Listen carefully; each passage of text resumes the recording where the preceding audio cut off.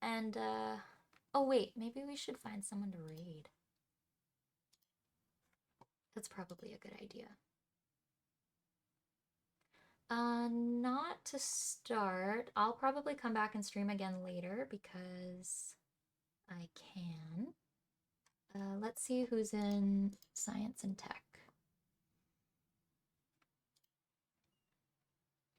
We got any VTubers out here right now? I'm in here.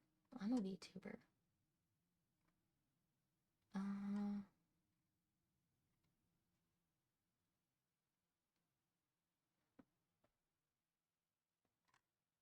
Mm.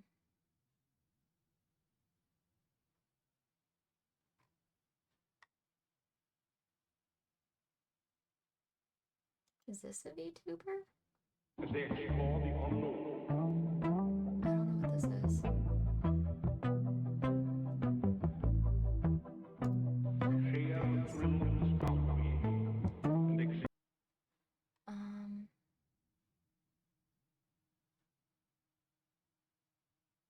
Ooh, robotics. Oh, hell yeah. Okay, let's raid here.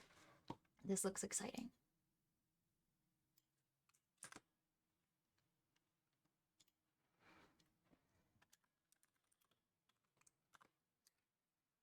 Alright, we're gonna go raid this place. Again, thank you guys all for hanging out. I had a really nice stream. This came together really, really nicely.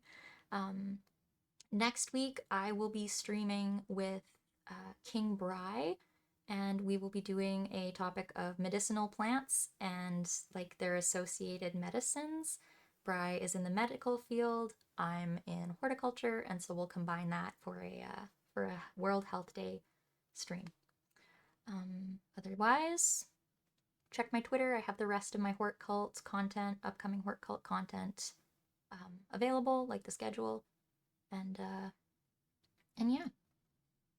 See ya.